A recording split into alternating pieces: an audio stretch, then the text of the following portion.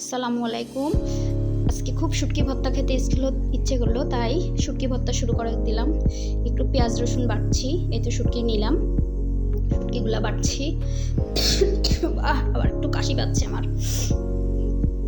শুটকিগুলোতে এরকম আধা ছাবড়া থাকবে, মানে একটু যেন দাঁতের নিচে পড়ে, ঠিক সেরকম এরকমভাবেই বেটে নিচ্ছি।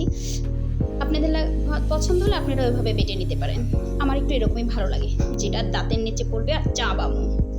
এবার শুকনো মরিচগুলোর সাথে বাটে নিচ্ছি। আরে মরিচ পুড়িস কেন রে? পুড়িস না, একটু লবণ দিয়ে নিচ্ছি যেন তাড়াতাড়ি বাটা হয়। বাটা হ হ হ তাড়াতাড়ি হ, আমার তো সহ্য হচ্ছে না শুটকি তোকে দেখে। এবার আমি ভাজা পেঁয়াজ রসুনগুলো নিয়ে নিচ্ছি এবং সেগুলো একটু ম্যাশ করে নিচ্ছি গায়ের জোর দিয়ে। খুব বেশি জোর দিব না, তাহলে তো একেবারে মশলা বাটা হয়ে যাবে। আমি একটু ছাবড়া ছাবড়াই রাখবো।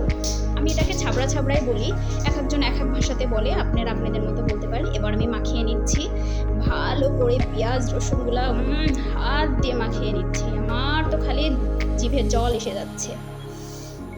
ভালো করে মুছে নিই, মুছে নিয়ে সব গুছিয়ে নিয়ে এই তো বাটিতে উঠাই নিলাম। দেখতে তো ওয়াও মাশাল্লাহ, খুব লোভনীয় লাগছে। আপনাদেরকে খাওয়াতে পারবো না, দেখেই স্বাদ মিটাইতে হবে। এবার আমি একটু পাটাতে ভাত নিয়ে নিলাম, সেই পুরনো দাদি নানিদের স্টাইলে।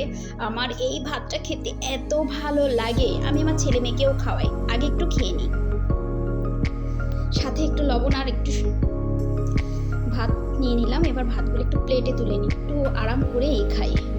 আর একটু শুটকি ভর্তা নিই, এটুকে হচ্ছে না। তাড়াতাড়ি মুখে ঢোক।